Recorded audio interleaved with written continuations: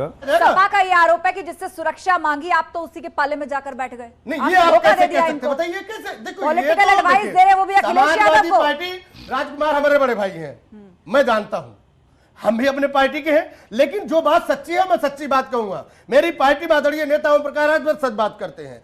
सच बात बोलने का नतीजा ऐसा नहीं होना चाहिए राजनीति में, ऐसा आस्था जी मैं मानता हूं। ठीक है, ठीक है, आप सबकी बात आ गई। फजील अहमद जी बताइए, 2024 का जो लोकसभा चुनाव होने जा रहा है, आपको लग रहा है कि इस बार जो पुराने फॉर्मूले चला करते थे उस सबसे ऊपर उठकर कुछ निकल सकता है या जनता उस पर सोच सकती है? मसलन रामपुर और आजमगढ़ से इसकी शुरुआत कर लेते हैं, जो परंपरागत सीटें मानी जाती थी। आपको लग रहा है कि 2024 में बहुत कुछ बदल जाएगा क्योंकि जनता के सोचने का तरीका बदला है?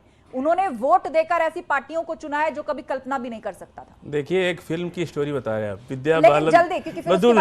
विद्या बालन ने कहा कि हमको हीरोइन बनना है, तो कहा डायरेक्टर ने कि हंटर बर्दाश्त कर सकती हो, तो बोला जितना भी हंटर मारोगे हम बर्दाश्त कर लेंगे, तो हीरोइन बन गई।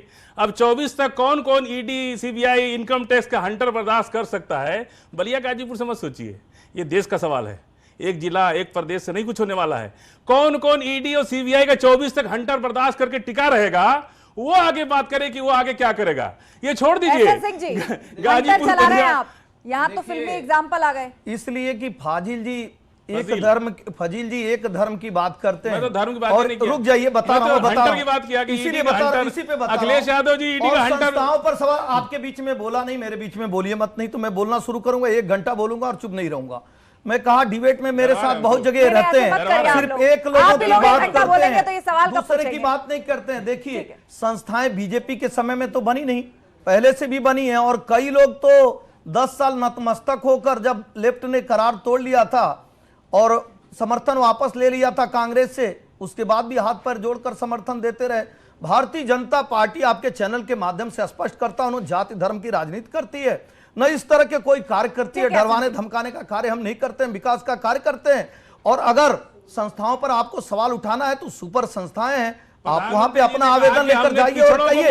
और मैं फजील जी को कहूंगा, आप देखिए, अभी एक हिंदू धर्म के लड़के की हत्या हो जाती है, एक बार भी ये नहीं बोलते हैं, एक बार भी ये नहीं बोलते हैं, 20 बार मेरे साथ रहते हैं, लेकिन रामनवमी के दिन अगर कोई घटना घट जाती है जरूर बोलेंगे। हैदराबाद में आरएसएस के कार्यकर्ता की हत्या हो जाती है, ये बोलते तो अच्छा लगता, हम बोलेंगे तो नहीं अच्छा लगेगा, चूंकि हमारे लड़के की हत्या हुई है। उस समय नहीं बोलेंगे, हमारा नहीं है। 200 अगर कोई आरएसएस का है तो भारत का नागरिक है, हमारा बच्चा है, अपना भाई है। ठीक है, शांत हो जाइए, उसकी बात पर शांत हो जाइए।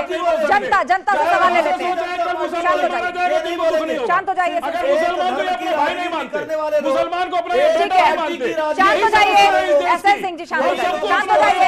मैं जनता से सवाल ठीक है, शांत हो जाइए। आप लोग जनता से सवाल पूछ रहे हैं, ये बताइए, ये मुद्दे जो यहाँ पर उठे हैं आप लोग उसे किस तरह से देखते हैं?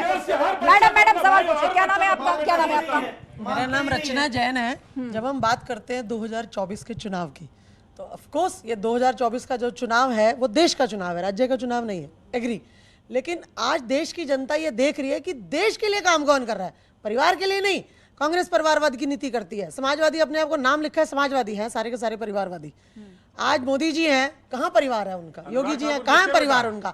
आज राष्ट्र की राजनीति हो रही है। सुनिए, वोट जनता ने देना है, वोट जनता ने देना है, जनता समझ रही है। सुनिए, वोट जनता ने देना है, वोट जनता ने देना है, जनता समझ रही है। जनता को राष्ट्र की फिक्र है, हम राष्ट्र के, हमने राष्ट्र प्रेम के फिक्र। बैठिए। देखिए, बहुत महत्वपूर्ण सवाल सामने आया है। शांत हो जाइए, शांत, ऐसे आपस में मत उलझिए। बहुत महत्वपूर्ण सवाल यहाँ परिवारवाद को लेकर आया है और जनता के बीच में इस बात की छाप है कि भाजपा या प्रधानमंत्री मोदी ने परिवारवाद को खत्म किया है और भाजपा कहती है कि हमारे यहाँ तो अध्यक्ष अगला कौन होगा हमें नहीं पता। वही आरोप सपा पे लगते हैं, वही आरोप कांग्रेस पर लगते हैं और सुभाषपा आपकी भी पार्टी पर परिवारवाद के आरोप लगते हैं। नहीं, देखिए, परिवारवाद आस्था जी परिवारवाद उसे नहीं, मेरी बात सुन लीजिए, परिवारवाद उसे नहीं बोलते हैं। अगर परिवार का व्यक्ति मैदान में है, जमीन में है, धरती पे है, जनता के सुख दुर्द में बैठा हुआ है, तो क्या चुनाव नहीं लड़ सकता? विधायक नहीं बनता? सांसद नहीं बन सकता? अभी अनुराग ठाकुर की बात आई है, आप बताइए, देश के गृह मंत्री है, उनका बेटा बीसीआई का सचिव है, वो परिवारवाद नहीं दिखता? परिवारवाद की बात करेंगे तो उत्तर देश के राज्य के रक्षा मंत्री उनके बेटे क्या है?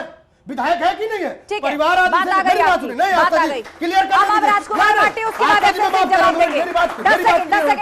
परिवारवाद को उसको नहीं मानता, माँ बाप बेटी बहन सब बैठे हैं। अगर खेत में सारा परिवार काम करेगा तो उसका हक अधिकार मिलना चाहिए नहीं मिलना चाहिए? मैं जनता से पूछना चाहता हूं। अगर वो राजनीति कर रहा है और परिवार के साथ में राजनीतिक क्षेत्र में है, जनता जनार्दन के बीच उसका हक बनता है। ऐसा नहीं बनता है कि घर में बैठा हुआ व्यक्ति को तो क्या आप कार्यकर्ता जो पार्टी का झंडा उठाता है, पार्टी के लिए नारे लगाता है, लेकिन वो हिस्सेदारी में लेकर काम नहीं करता। वो किसी पद पर पहुंचना डिजर्व नहीं करता। मुझे खुशी है जयराम जी, मुझे खुशी है भारतीय समाज पार्टी के राष्ट्रीय आदरणीय ओम प्रकाश राजभर जी लिए उनका पूरा परिवार राजनीति में आया है। ठीक है, उम्मीद है कि आम कार्यकर्ता को भी आप उतना ही सम्मान देंगे, आम कार्यकर्ता को भी उतना ही सम्मान देंगे और आपकी पार्टी के उच्च पद पर उनका भी उतना ही अधिकार होगा, क्योंकि वो भी झंडा उठाते हैं पूरे साल, वो भी नारे लगाते हैं, धूल धूप खाते हैं। राजकुमार भाटी जी, देखिए, जो आप 2024 की चुनाव की बात कर रही हैं कि क्या पैटर्न होगा। 2014 में भारतीय जनता पार्टी आई, बहुत भारी बहुमत से जीत के आई। 1925 में आरएसएस का गठन हुआ था, तब से ये प्रयास कर रहे थे। पूर्ण बहुमत की सरकार पहली बार 2014 में बनी।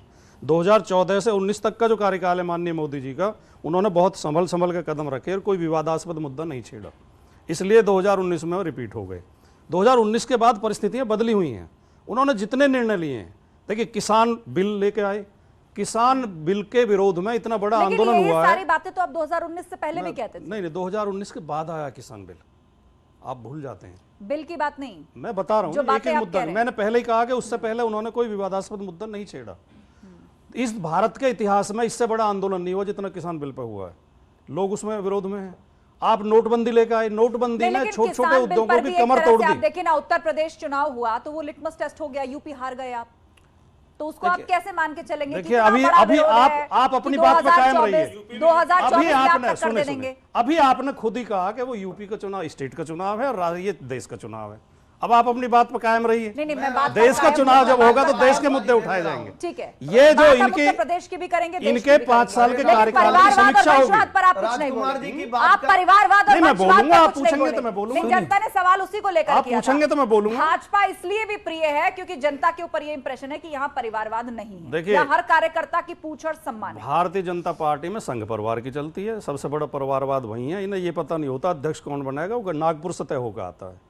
मुख्यमंत्री कौन बनेगा, नागपुर से तय होता है। ठीक है, जवाब ऐसे ना जनता की चलती है ना बीजेपी साहब शक्ति। अगर आप ये कह रहे हैं कि संगठन में शक्ति है तो निश्चित तौर पे होना चाहिए, लेकिन अगर परिवार में शक्ति हो जाए कि जो होंगे वो अखिलेश यादव जी होंगे और जो कहेंगे वो अखिलेश यादव जी होंगे, इसी को तो हम कह रहे हैं प्रोप्राइटरशिप कंपनी है। हमारे यहाँ अनंत कुमार साहब, स्वर्गीय अनंत कुमार साहब थे, आप बताइए उनके परिवार से कोई हो? गोवा के मुख्यमंत्री थे मनोहर पर्रिकर साहब, हमारे रक्षा मंत्री रहे, उनके परिवार का कोई हो? और परिवार इसको नहीं कहते हैं जैसे अभी हमारे भाई कह रहे थे कि अगर परिवार, सुन लीजिए, मैं आपके बीच में बोला नहीं, पूरी बात कहूंगा। परिवार उसको नहीं कहते, परिवार उसको कहते हैं जहां तय हो जाए, जहां फिक्स हो जाए, यही प्रधानमंत्री होंगे, ये फला के लड़के हैं, चूंकि ये पार्टी मुलायम सिंह जी की है इसलिए अखिलेश यादव होंगे। इसको परिवारवाद कहते हैं, इसको परिवारवाद नहीं। एक और सवाल आ रहा है, धैर्यपूर्वक सुनिएगा। क्या नाम है आपका? मेरा नाम राज शर्मा है। 2024 की रेस अलग अलग अखिलेश जी का व्यवहार भी है। आप देखते हैं कि उनके पिताजी का व्यवहार कैसा था और ये अपने जैसे चाचा के साथ इनके मतलब सब रिलेशंस जो हैं वो जगह जगह राजभर जी के साथ हो, तो इनको जो रिलेशंस लेके भी चलना पड़ेगा, क्योंकि इनके नेचर के अंदर, इनके स्वभाव के अंदर किसी के साथ गठिता नहीं है। एकजुटता से चलना पड़ता है, तभी हम उन चीज़ों को इकट्ठा कर पाते हैं और इसमें इनको व्यवहार के कारण भी प्रॉब्लम आ रही है। ठीक है बेटी, यानी अखिलेश किसी को एकजुट लेकर नहीं चल पा रहे हैं, ये भी इंप्रेशन जनता के ऊपर है। राजकुमार भाटी जी, शर्मा जी के सुझाव पे पूरा अमल करने का प्रयास करेंगे, लेकिन अखिलेश यादव का स्वभाव इतना अच्छा है, इतना मृदु है, इतने मिलनसार हैं, वो इतने शालीन हैं, इतने तो प्यार से सबसे मिलते हैं। गठबंधन टिक क्यों नहीं पाया? कांग्रेस देख लीजिए, बसपा देख लीजिए, सुभासपा देख लीजिए, ठीक है, महान दल देख लीजिए, कांग्रेस से लेकर पूरी लिस्ट है, एक भी गठबंधन टिका क्यों नहीं? उन्होंने एक फिल्म की वो सुनाया, मैं भी 10 सेकंड में मैं बात करेंगे, इसी पर बात करेंगे, लेकिन एक बहुत छोटे से ब्रेक के लिए हमें रुकना होगा। ब्रेक के बाद जब लौटेंगे तो इसी सवाल के जवाब से ही हम शुरुआत करेंगे। फिलहाल एक छोटा सा ब्रेक, चर्चा जारी है। स्कॉर्पियो है कि चली गई? भाजपा की बात नहीं है। नहीं, आप इधर 100 मीटर धस गया था आपका सर्विस लेन, 100 मीटर धस गया था, देख लीजिए। अरे भाई, समाजवादी पार्टी के प्रवक्ता, सुन लीजिए ना, सुनना पड़ेगा।